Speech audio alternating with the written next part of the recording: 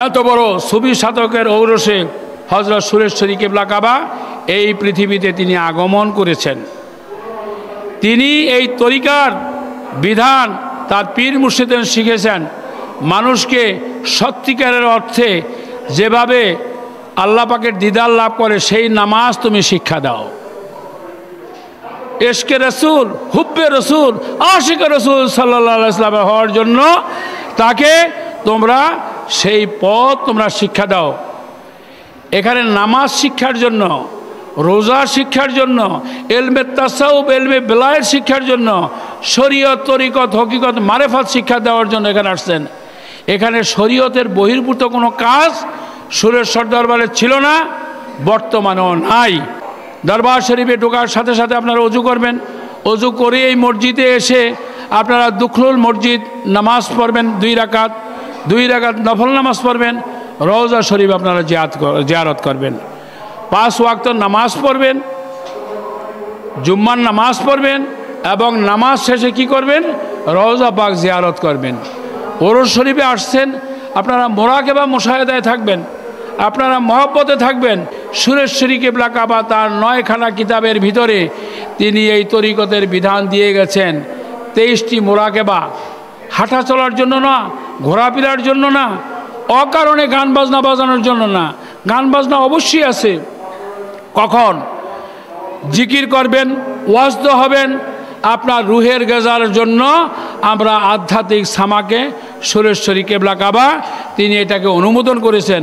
যেমন ঊর্ধ্বতন পীর মুর্শিদ কেবলাগণ হজরত খাজাগান, হজরত খাজা গরিবে নওয়াজ সঞ্জরি, নিজামুদ্দিন আউলিয়া হুজুর, এবং শুনলে আপনারা আশ্চর্য হবেন হজরত আমির খসরু, যিনি দিল্লির বাদশাহের যিনি উজির ছিলেন, এই সামা তিনি রচনা করছেন এবং তিনি 17টা বাদ্যযন্ত্র তিনি আবিষ্কার করেছেন। এবং তার চেয়েও বেশি আপনি আশ্চর্য হবেন যে হজরত নবী করিম সাল্লাল্লাহু আলাইহি ওয়াসাল্লামের উম্মত হজরত সালমান ফার্সি ইসলাম ধর্ম গ্রহণ করার পরে তার মহব্বতে তিনি আরবিতে ফার্সি ভাষায় তিনি কাওয়ালি লিখেছেন। কোন কাওয়ালি? তাজেদারে মদিনা, মেরে ঝুলি ভর দো। সে নবী করিম সাল্লাল্লাহু আলাইহি ওয়াসাল্লামের সম্মান, অন্য কিছু নয়। 5 ওয়াক্ত নামাজ পড়তে হবে, 5 জায়গার নামাজ। ফজর, এশারের নামাজের বাদে দুরূদ শরীফ পাঠ করতে হবে। সালাতুল উস্তা প্রত্যেক নামাজের ফাঁকে ফাঁকে মোরাকাবা মুশাহাদায় থাকতে হবে। একটা জিনিস জেনে রাখবেন বাবা, এই পৃথিবীর জন্য আল্লাহ পাক কি বলেছেন? তোমরা নামাজ আদায় করো এবং তোমরা শস্য ক্ষেত্রে গমন করো। কি জন্য? রেজেকের জন্য। কি ধান, গম ইত্যাদি যাই কিছুই হোক, বর্তমান জমানায় দেখা যায় মানুষ রেজেকের পরিবর্তে তারা টাকার পাহাড় করে, তারা জাকাত দেয় না, তারা হজে যায় না। না, তা হবে না। করবেন, আপনার পরিবারবর্গকে আপনি ভরণ পোষণ করবেন, তাদেরকে দিয়ে 5 ওয়াক্ত নামাজ পড়াবেন, আপনি নিজে 5 ওয়াক্ত নামাজ পড়বেন, আপনি কোরআন পড়বেন, হাদিস শরীফ পড়বেন, দিওয়ানে ওয়াইসি পড়বেন, সুরেশ্বরী কেবলা কাবার কিতাব পড়বেন। যদি আপনারা এই জিনিস যদি আপনারা না বুঝতে পারেন তাইলে কিন্তু তরিকার মূল স্বাদ আপনারা পাবেন না। দরবারে আউলিয়া সুরেশ্বর দায়রা শরীফে আসছেন, আপনাদের সকলের সামনে আমি বলছি, আমি সুরেশ্বরীর নাতি এবং নুরিশার ছেলে। আমার কাছে আপনারা সঠিক খবর জেনে নিন। আমার জন্ম থেকে আমি দেখেছি, আমার বাবাজানের সঙ্গে আমি এই মসজিদে নামাজ পড়তে আসছি, একসাথে আমি তার সঙ্গে জুম্মার নামাজ পড়েছি। বলুন সুবহানাল্লাহ। বাবাজান এই মসজিদে জুম্মার নামাজ পড়েছেন, তিনি দায়রা শরীফে নামাজ পড়েন নাই। এবং আমি বাবাজানের সঙ্গে 5 ওয়াক্ত নামাজ তার যায় নামাজে দাঁড়ায় আমি পড়তাম, তার সঙ্গে আমি রওজা পাক আমি জিয়ারত করতাম। আপনারা কিন্তু যে যেখানে থাকেন আজান দিলে মসজিদে এসে নামাজ পড়বেন। যদি কোনো কারণে না পড়েন, মাঠে বসিয়ে আপনারা নামাজ পড়ে নেবেন। তাও যদি উজুর থাকে, কাজা নামাজ আপনারা পড়ে নেবেন। আপনারা 5 ওয়াক্ত নামাজ পড়বেন, ফজর এশারের নামাজে দুরূদ শরীফ পড়বেন, খাওয়ার আগে মোনাজাত করবেন, এটা সুরেশ্বরী হুকুম। মঙ্গলবার দিন নকশুল কাটবেন না, বুধবার দিন কোনো বিবাহ শাদী শুভ কাজ করবেন না। এগুলি সুরেশ্বরী কেবলা কাবা নূরে হকগঞ্জের কিতাবের কি মুরব্বী বচনের ভিতরে লেখা আছে। এখন এই জিনিসকে আপনাকে দেখতে হবে, বুঝতে হবে, আপনাদেরকে জানতে হবে। আর না হয় সুরেশ্বর আসলেন, তরিকা গ্রহণ করলেন, তরিকা শব্দের অর্থ কি? রাস্তা। রাস্তার থেকে যদি আপনি বিচ্যুত হয়ে যান তাইলে তো আপনার এই তরিকত নেওয়ার কোনো মূল্য হইল না। বহু লোকই মুরিদ হইলেন, কালবে সবক নিলেন। যেমন মাদ্রাসায় হোক, স্কুলে হোক 10টা ক্লাস আছে। তরিকতের জগতে প্রথম 10টা ক্লাস কলব, রুহু, শের, খফি, আকফা, নফস, আব, আতস, খাক, বাত। এই 10 লতিফা জারি হয়ে পড়ে সুলতান আসগার। 10 লতিফার সাথে প্রত্যেক লোমকূপ 36 কোটি লোমকূপ একসাথে সেখানে কি করে? জিকির করে আল্লাহু আল্লাহু আল্লাহু আল্লাহু আল্লাহু আল্লাহু আলহামদুলিল্লাহ। এখন শুনুন, এই যে জিকির করে এরপরে কি? ফানাফি শায়েক। শায়েক শব্দের অর্থ নিজ পীর মুর্শিদ কেবলা। নিজের সেফাত বদল করো, আপনার স্বভাব চরিত্র সব কিছু। আপনার মুর্শিদ বিড়ি সিগারেট খায় না, আপনার বিড়ি সিগারেট খাবেন না? কেউ বিড়ি সিগারেট খাবেন না? আপনার মুর্শিদ কেবলা সবসময় ধ্যান খেয়ালে থাকে, সংসার করে ধ্যানে খেয়ালে থাকবেন। আপনার মুর্শিদ কেবলা কোরআন পড়ে, আপনি কোরআন পড়বেন। তিনি হাদিস শরীফ পড়েন, আপনি সেভাবে হাদিস শরীফ পড়বেন। যে মুর্শিদের সঙ্গে ফানা হয়ে যাওয়া। তারপরে হলো ফানা ফির রাসূল সাল্লাল্লাহু আলাইহি ওয়াসাল্লাম, নবী করিম সাল্লাল্লাহু আলাইহি ওয়াসাল্লামের এশকে মহব্বতে ফানা হয়ে যাবেন। ফানা ফিল্লাহ, আল্লাহর সঙ্গে ফানা হয়ে যাবেন। পরের স্তরটা হলো বাকা বিল্লাহ। যে স্তরে গিয়েছিলেন হযরত মনসুর হাল্লাজ গিয়েছেন। এই তরিকতের শিক্ষা বাবা যারা কালবে সবক নিয়েছেন তারা কালবের পরে হলো রুহ। প্রত্যেকটা মোকাম বাই মোকাম, মোকামের পরে মোকাম আপনারা প্রশিক্ষণ লাভ করে যাবেন সুরেশ্বর। আল্লাহ পাক তার ওলিদেরকে দিয়ে বিভিন্ন জায়গায় খানকা শরীফ তৈরি করেছেন। ওই খানকা শরীফে নিজ পীর মুর্শিদের কাছে তারা তালিম, তাওয়াজ্জুহ, তরিকত, শরীয়ত, হকিকত, মারেফাত, ইলমে বেলায়েত, ইলমে তাসাউফ। তাসাউফ শব্দের অর্থ হইল নিজ পীর মুর্শিদ কেবলাকে তার চেহারা মোবারকের দিকে অতি মহব্বত এবং ঈমানের সাথে তাকিয়ে থাকতে হবে। তাসাউফ ধ্যানে, খেয়ালে, শয়নে, স্বপনে, জাগরণে নিজের পীর মুর্শিদ কেবলাকে যখন আপনি তাসাউফের ভিতরে আনতে পারবেন, নিজের পীর মুর্শিদের মাধ্যমে আল্লাহ রসুল সাল্লাল্লাহু আলাইহি ওয়াসাল্লামের দিদার লাভ করবেন। ঊর্ধ্বতন পীর মুর্শিদ কেবলা বাবা ঐশী পীর কেবলা হুজুরের দিদার লাভ করবেন। স্বয়ং আল্লাহ রাব্বুল আলামিনের দিদার লাভ করবেন। একটা কথা বলি, অনেক আলেমরা যারা জানে না কয় যে আল্লাহর কোনো কায়াও নাই, আল্লাহর কোনো ছায়াও নেই। কিন্তু আল্লাহর কায়া আছে।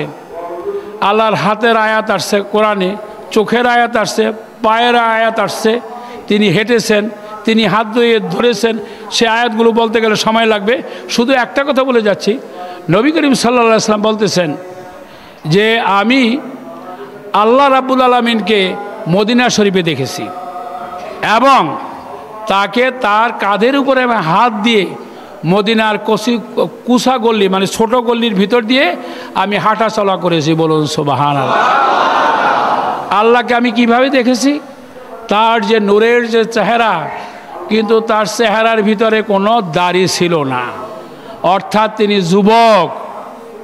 আর আরেকটা সুসংবাদ জেনে নিন, কোরআনুল করিমে কিন্তু দাড়ি রাখার কোনো আয়াত আসে নাই যে দাড়ি রাখো বা দাড়ি রেখো না। নবী করিম সাল্লাল্লাহু আলাইহি ওয়াসাল্লাম রাখছেন, সুন্নতে রাসূল সাল্লাল্লাহু আলাইহি ওয়াসাল্লাম আমরা দাড়ি অবশ্যই রাখব। কিন্তু সুসংবাদটা হইল এই, বেহেশতে যারা প্রবেশ করবেন তারা যুবকের বেশে ওই বয়সে তারা প্রবেশ করবেন, তাদের মুখমণ্ডলে কারো দাড়ি থাকবে না। বেহেশতবাসী কোনো পুরুষের মুখে কোনো দাড়ি তারা থাকবে না। তারা হইল যুবক ভেষে তারা গ্রহণ করবেন। এবং এই বেহেশতের সর্দার থাকবেন কে?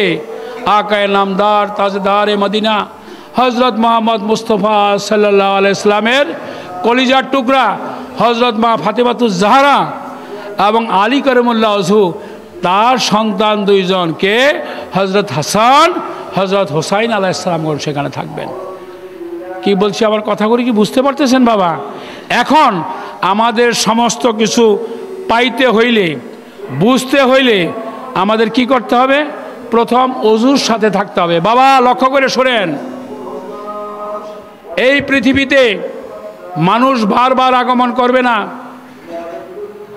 আল্লাহর ওলিগণ তারা মৃত্যুবরণ করেন না, কিন্তু তাদের রূহ মুবারক তারা জীবিত। কিন্তু এই বডি, এই দেহ দিয়ে, আর যিনি যদি অলৌকিকভাবে সাক্ষাৎ দান করেন তো হবে, আর না হয় সাধারণ লোকের কারো এই পৃথিবীতে বারে বারে আর আসা হবে না। এই জীবিত থাকাকালীন আপনার ইবাদত বন্দেগী সমস্ত কিছু আপনার পরিপূর্ণ করে যেতে হবে। এই পরিপূর্ণতার জন্য আপনারা সব সময় চেষ্টা করবেন অজুর সাথে থাকতে, সব সময় চেষ্টা করবেন সুচিন্তা করার জন্য। এই চিন্তাটার সম্বন্ধে সুরেশ্বরী বলছেন, তুমি যদি ভালো চিন্তা করো, কেরামন কাতিবিন তোমার সব তারা লিখতে থাকবেন, ন্যাক লিখতে থাকবেন। আর মনে মনে যদি তুমি কুকল্পনা করো, তাইলে তোমার কি হবে? অজুটা থাকবে না, তোমার গুনাহ তাদের লিখতে থাকবে। তাইলে আমরা কি করব? আমরা অজুর সাথে থাকতে চেষ্টা করব, সুচিন্তা মানে আল্লাহ পাকের চিন্তা করতে থাকবো, আল্লাহ রসুল সাল্লাল্লাহু আলাইহি ওয়াসাল্লামের মহব্বতে আমরা বেকারার থাকব, এবং আমরা কি করব? আমরা দুরূদ শরীফ পাঠ করতে থাকব, সালাতুল উস্তা। কথাটা লক্ষ্য করেন। এরপরে আমরা কি করব? আজানের আগে তো মানুষ সূর্যের দিকে তাকিয়ে জোহর, ফজর, এশার নামাজ পড়তেন না, কিন্তু বর্তমানে তো ঘড়ি হয়েছে, মোবাইল হয়েছে। আপনি আজানের আগেই আপনি তৈরি হয়ে যান, আপনি নামাজের সাথে আইসা উপস্থিত হয়ে যান। আপনার ইমাম সাহেবকে বলুন যে আল্লাহ রসুল সাল্লাল্লাহু আলাইহি ওয়াসাল্লামের শানে দুরূদ শরীফ আসেন আমরা পড়ি, আসেন আমরা মিলাদ শরীফ, কিয়াম শরীফ পড়ি। বাবা আপনারা কথা বুঝতেছেন?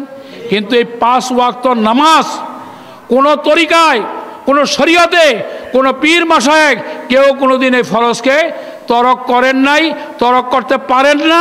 আল্লাহ তরক করার জন্য নিষেধ করেছেন। তবে কি হইল? নামাজ রোজা হইল আমাদের ফরজ। এই ফরজকে আঁকড়ে ধরুন, নবী করিম সাল্লাল্লাহু আলাইহি ওয়াসাল্লামের সুন্নাহকে আঁকড়ে ধরুন,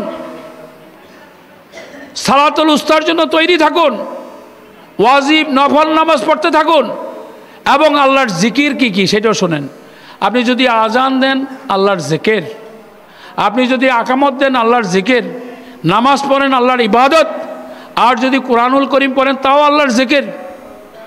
এবং জিকির ফিকির সুরেশ্বরী বলছেন, প্রথম তুমি ঈমান বিশ্বাসের সাথে, দ্বিতীয় হলো তুমি মহব্বতের সাথে, তৃতীয়ভাবে তুমি যে অবস্থায় ওয়াজদের হালে যদি তুমি আল্লাহু নাও করতে পারো, তুমি যদি আহ উহ ই করো, প্রত্যেকটাই আল্লাহর জিকির হিসাবে আল্লাহ কবুল করে নেবেন বলে সুবহানাল্লাহ।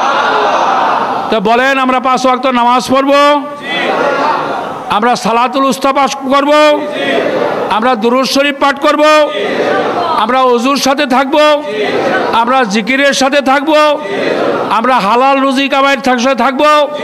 কারণ হালাল রুজি ছাড়া কোনো ইবাদত বন্দেগী আল্লাহ কবুল করবেন না। ভুলবশত যদি কেউ সুদ খেয়ে থাকে, কেউ ঘুষ খেয়ে থাকে, আল্লাহ তাদেরকে মাফ করে দেন। তারা আগামী দিনে আল্লাহ বলছেন যে আমার কাছে মাফ চাইলে, ইস্তেগফার করলে, তওবা করলে আমি মাফ করে দিব। কি বলছি কথা বলেনি? আরেকটা কথা বলেন, আপনার দায়িত্ব আপনার সন্তান সন্ততির উপরে। ছেলে মেয়েদেরকে বলুন, আসো বাবা, মেয়ে থাকলে আসো মা, আসো আমরা নামাজ পড়ি, আসো আমরা ওযু করি, আসো আমরা দুরূদ শরীফ পাঠ করি। কি বাবা, এটা আপনার দায়িত্ব না? আপনার দায়িত্ব আপনার আত্মীয় স্বজন, পাড়া প্রতিবেশীর প্রতি। আপনি আপনার ছেলে মেয়ের সঙ্গেও খারাপ ব্যবহার করতে পারবেন না, পাড়া প্রতিবেশীর সঙ্গে কাজ করেন না, তাদের হক আপনারা আদায় করবেন। দরবারে আউলিয়া সুরেশ্বর দায়রা শরীফে আল্লাহ রসুলকে পাওয়ার জন্য সেই ভাব মহব্বতের খেয়ালে আসুন। কিন্তু কোনো অবস্থাতেই আমি একটা কথা বলছি, এখানে হইল মূল হইল আল্লাহর জিকির করা, কোরআন পাঠ করা, দুরূদ শরীফ, মিলাদ শরীফ পাঠ করা। অকারণে কেউ গান বাজনা করিয়া সময় নষ্ট করবেন না। আপনার ইবাদত, আপনার জিকির আপনি করবেন। আর হইল কি, অন্য কাউকে ইবাদত বন্দেগী করার জন্য কোনো ডিস্টার্ব করবেন না। কারণ তারা আপনাদেরই ভাই, তারা সুরেশ্বরীরই আশেক, তারা কি এই দরবারেরই তারা ভক্ত মুরিদ। তাদেরকে আপনারা সম্মান করুন, তারাও আপনাকে সম্মান করবে। এই কারণে আমি বলছি যে মাইক বা ডেস্ক সেট ব্যবহার না করে যার যার মতো আপনারা জিকির করেন, যার যার মতো আপনারা রুহের খোরাকের জন্য আপনারা সেবা করুন, কিন্তু মনে রাখবেন আদাব রক্ষা করতে হবে। আদাব রক্ষা করতে পারেন, কারণ এখানে এটা বেয়াদবির জায়গা না। সুরেশ্বরী কেবলা কাবা একটা কথা বলছেন, ইম্পর্টেন্ট কথা, আপনারা শুনুন, যে তোমরা আমার দরবারে আইসো আদাবের সাথে, তোমরা আমার দরবারে আইসো মহব্বতের সাথে। কার দরবারে? সুরেশ্বরীর দরবারে। আমি তোমাদেরকে প্রতিদিন আমি বহুত কিছু নিয়ামত ফজিলত তোমাদেরকে ফয়েজ বরকত রহমত আমি দিতে থাকি। কে বলছে? হযরত সুরেশ্বরী কেবলা। কিন্তু তোমরা বেয়াদবি করো, বেয়াদবির কারণে তোমাদের সেই যা দান করছি সেটা আবার আমার কাছে ফেরত আইসা যায়। এখন এই দরবার শরীফের আমি উদ্দেশ্য করে বলবো, আমার ছেলেপেলে আল্লাহ যাদেরকে দান করেছেন, আমার ভাইয়ের ছেলেপেলে যারা আছে, যারা নাতিপুতি আছে, যারা ভক্ত মুরিদান আশেকান, আপনারা আদাবের সাথে চলুন, মহব্বতের সাথে চলুন। আপনারা টুপি মাথায় দিয়ে রওজা শরীফে প্রবেশ করবেন না। আমি আমার বাবাজান নুরি শাহর সাথে রওজা শরীফে গেছি, তিনি কোনোদিন মাথায় টুপি নিয়ে যান নাই, কারণ নূরে হকগঞ্জনের নিষেধ আছে যে অলিয়া উলিয়ার দরবারে খালি পা খালি মাথা লাঠি ছাতা নিয়ে প্রবেশ করবা না।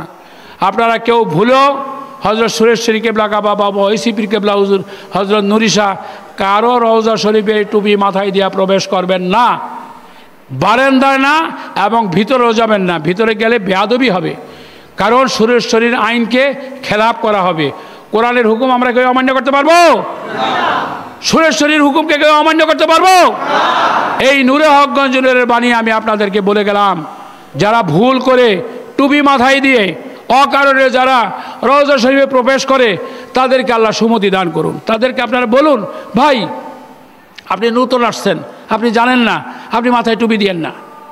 অনেকে তো টুপি দেয় মহব্বতের সাথে, কিন্তু না, অলিয়া উলিয়ার মাজার শরীফে তাজের মালিক একমাত্র কে? হযরত সুরেশ্বরী, তাজেদারে মদিনা, তাজেদারে সুরেশ্বরী। এবং সুরেশ্বরী কেবলা কাবা তার পুত্র হযরত নুরি শাহ কেবলা কাবাকে লক্ষ কোটি গুণ ক্ষমতা নিয়ে তার ভিতর ডুব দিয়েছেন। তিনি হলো দ্বিতীয় তাজেদারে সুরেশ্বর। এখন কথা হয়েছে যে সেইভাবে সেই মহব্বতের সাথে আপনারা মনে রাখুন। আর আরেকটা কথা মনে রাখবেন, বসে কোনোদিন নফিজ বা জিকির হয় না, বসে কোনোদিন লা ইলাহা জিকির হয় না। নফিজ বা জিকির হবে হাঁটতে চলতে, উপরে উঠতে নিচে নামতে, রাত্রে ঘুমের সময় নফিজ বাদ কি লা ইলাহা ইল্লাল্লাহ। বসে যদি নফিজ বাদ করেন আপনারা গুনাহগার হবেন। সুরেশ্বরীর হুকুম। আসুন আমরা দোয়া করি, আল্লাহ পাক যেন আমাদের সকলকে হায়াতে তৈয়বা দান করেন, আগামী দিনে যেন কোরআনের পথে চলতে পারি, আগামী দিনে যেন 5 ওয়াক্ত নামাজের সাথে সালাতুল উস্তা আদায় করতে পারি, মিলাদ শরীফ দুরূদ শরীফ পড়তে পারি, দিওয়ানে ওয়াইসি অনুসরণ করে রসুল করিম সাল্লাল্লাহু আলাইহি ওয়াসাল্লামের ইশকে আমরা অভিভূত থাকি। আবারও বলছি মহব্বতের সাথে, আপনারা তরিকার প্রশিক্ষণ গ্রহণ করে যাবেন।